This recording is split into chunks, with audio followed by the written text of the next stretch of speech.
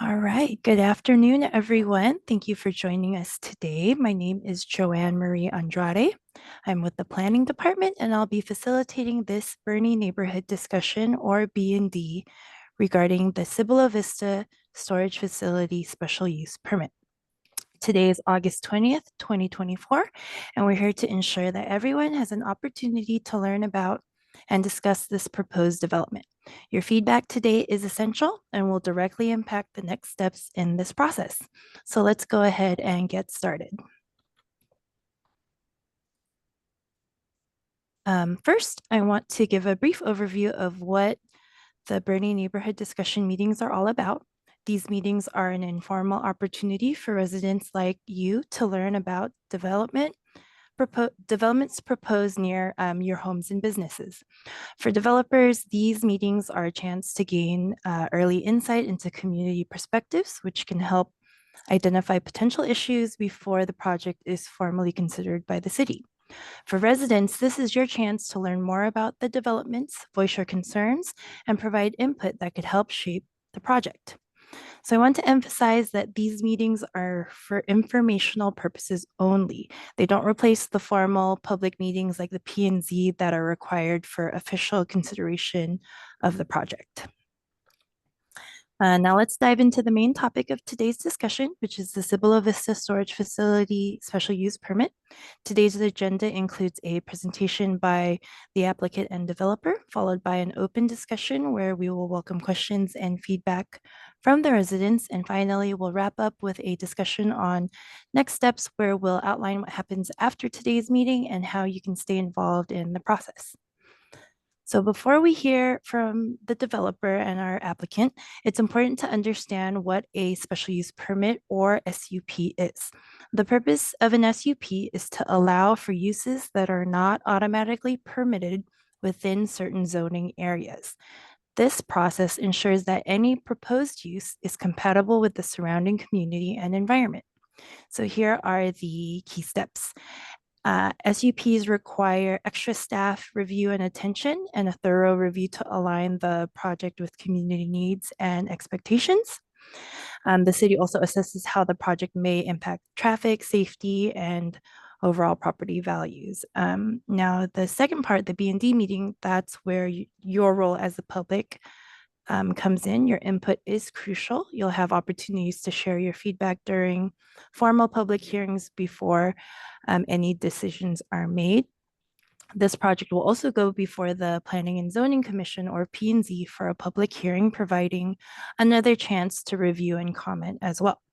So feedback gathered from today's meeting will be shared at the P&Z meeting to ensure that your voices are heard. And then finally, ongoing oversight. If approved, the project must adhere to specific guidelines. The approval is tied to the site plan, so any major changes will require additional review and approval. Here is a map showing the location of the proposed Cibolo Vista storage facility. It's generally located west or at it's generally located along Interstate 10 West and Ranger Creek Road. So here's the interstate, and then Ranger Creek here, and then this is where I think the proposed entrance is, but I'll let our developer and applicant go into more about that. You can see that the area is zone C4 SIC, which stands for Regional Commercial Scenic Interstate Corridor Overlay. So this zoning designation is important when considering the appropriateness of the proposed storage facility in this location. So I am going to stop sharing now and allow our applicant and developer to introduce themselves and continue with the presentation. Great. Thank you, Joanne Marie. My name is Ashley Fairmont. I'm a land use attorney. I work with a law firm called Killen Griffin in Fairmont. Thank you to anyone who's listening. We appreciate the opportunity to share information on the project. I want to introduce Barry Sanditon. Barry is with the ownership entity, Boerne Medical. Barry has owned this property for quite some time now, which we can talk a little bit about. But we're excited to present the SUP for the community and for anyone who has questions about the project. We think it's a really good and appropriate use of this property.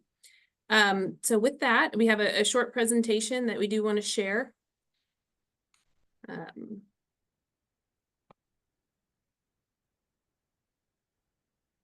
Perfect. Can you see the presentation, Barry? I can. Great.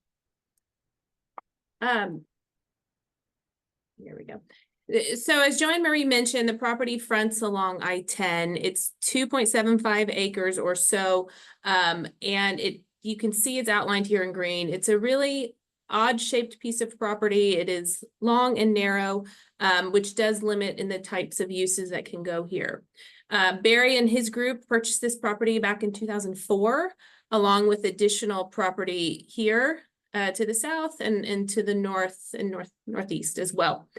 So that's a total of about 34 acres. But the SUP, for purposes of the zoning request, is only on again, that 2.75-ish acres or so that fronts along I-10. In 2005, after Barry purchased the property, it was annexed into the city. At that time, it was zoned commercial. The city's zoning codes have changed since then, but today it is zoned that C4 commercial that was mentioned. That's the highest intensity commercial zoning classification that the city has. And there are some uses, such as self-service storage, that do require the specific use permit or special use permit to allow for a detailed review of the project and the design. And so Barry and his group have provided the city with very detailed plans of what this project will look like, how it will lay out on the property, and we'll show you that in just a minute. Then just continuing on with the history in 2020 and 2021, the road which is there, which is difficult to see on this exhibit, but we'll show you, Switchback Trail was constructed. Property was donated to TxDOT for the frontage road, and then emergency access was built. This property to the south is under different ownership now and will be developed as apartments. And then the property to the north is to be developed commercially as well. Just again, the city zoning map, these two properties here, this is the one we're looking at the SUP for, zone C4 commercial. And then this brown piece is that apartment parcel. And then everything that's not colored is outside city limits. Here's just a view of the site. I think this was important to show the narrowness of this piece of property. So in reviewing, what commercial uses could go here, highest and best use, it is limited in terms of how it can be developed because of the way the property lays out. And particularly the access. So this here is Switchback Trail. Page left is the north side of the property, and here is that future apartment project. So Switchback Trail, which comes from I-10 frontage road, is the access to the apartment project. And then this here would be emergency access for the apartment project as well, and then would serve as an emergency access for the storage project. So this site is quite narrow. It will not have direct access onto the frontage road, but will be accessed from Switchback Trail. Just an idea of a site layout, and I know this is difficult to see, so we will zoom in on the next slide. But again, this is that access point off of Switchback Trail. This here is the drive that will surround the building. And then there will be a secondary access point here at the end of Switchback. But these are the primary access points into the project. And something important that we want to highlight about the storage use is that it does come with minimal traffic. I'm not sure, I'm not a traffic engineer. We do have traffic and civil engineers on this project, but in terms of traffic counts, storage is one of, if not the lowest, traffic generator for a commercial project. So there will be minimum traffic in and out. One of the SUP requirements is also a lighting plan and study. So there has been a lighting study done to ensure that one, complies with city code and downlighting, dark skies requirements, but also that there's not any bleed over of that light into adjacent properties. So that is part of our submittal as well, showing that, you know, there is not that light spilling over into additional properties. In terms of the site plan, this is detention. So stormwater detention drainage. The project is required to detain water on site to help with drainage and not impact the stormwater that's there. And then also wanted to point out, if you look at these little, say, polka dots here surrounding the property, that is landscape areas. So this project will comply with the scenic corridor overlay, which has landscape requirements. These areas will have tree plantings along the frontage of I-10 and also along Switchback Trail, as well as additional landscaping. Let's see, next slide. So zooming in on the building, so a couple of things to highlight. The storage project is a fully indoor climatized storage building. It's not a mini warehouse. There's not doors that open to the outside. Everything is only accessible through the indoors. It will be a Class A nice storage project. So everything is air conditioned. The building is about 90,000 square feet, and that is divided into 3 stories. So the first story, obviously the ground floor will contain restrooms and an office, so it's slightly larger. But then we have the second floor and third floor as well, which are accessed through an elevator on the interior. The main access point will face towards I-10, but again, the main building access, so as you walk into the building, but then driving wise, you would enter again off Switchback Trail. Because of the low traffic counts and people don't frequently visit their storage units. So there is not a lot of on-site parking required. That does allow for more space for landscaping, which is nice. A green looking nice project. So these here are the parking spaces that will be there. And again, on this back side of the building, that is all landscape open area. Also to point out, for fire code purposes, the building will be fully sprinkled. And then again, I think I've already mentioned the stories and the adequate parking. And just an idea of what the project will look like. We've included a few elevations. If there are additional questions about, you know, what it would look like from one side or the other, we're happy to provide those as well. That was part of our submittal. But again, this is the storage facility. You can see the landscape areas. There will be additional trees in this area, but they're not on this plan, so you can better see the building. And so, you know, we think, again, Class A, very nice storage facility with top materials used that will really complement the area and also serve residents of the area as well. So that's one view. And then we have one more to show, kind of that long view from I-10.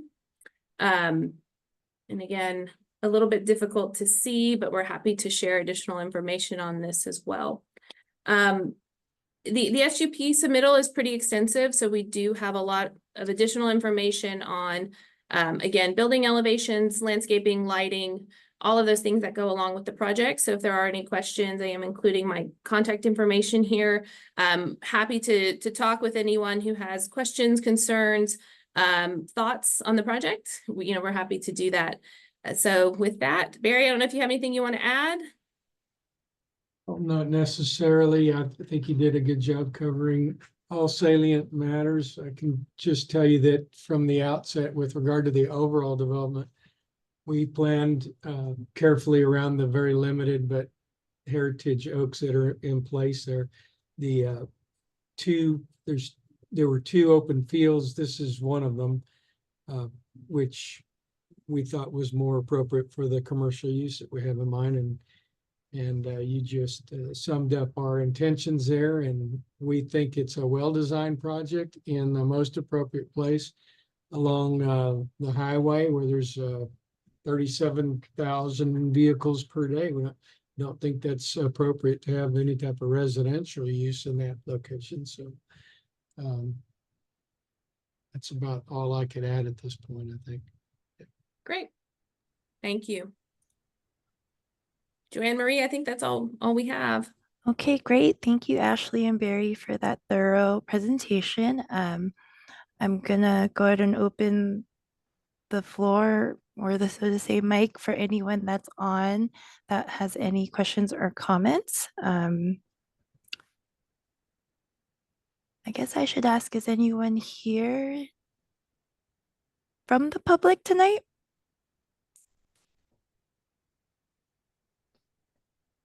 Okay. So hearing none, maybe I will, let's go on to the next steps, and then we'll reiterate ways for those who may watch this presentation at a later date to be able to submit their comments and questions. So let me go ahead and share our next steps. So as we conclude, here are the next steps. The applicant will review any feedback that we receive and may make adjustments to the project. Once the city has completed their internal review, then the next step is to take the project to public hearing, which will be through the Planning and Zoning Commission. The date will be announced, and just a reminder that any feedback that we receive prior to the meeting will be presented there at the P&Z. It's another chance to share your, it's another chance for residents to attend the meeting and also submit, share their thoughts as well. So if there is feedback or additional comments that you could submit to the planning department. Our email is there, planning@boerne-tx.gov. Also, Ashley presented her contact information earlier in the presentation. And then if you would like to stay informed, go ahead and visit our website and keep an eye on updates. You can also use the notify me function to sign up and get notified through email or text that a P&Z Commission meeting is coming up. I think that's all we have. Thank you guys so much for joining us this evening, and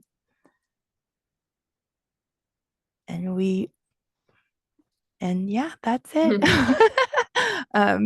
Thank you, Joanne Marie, for coordinating all this.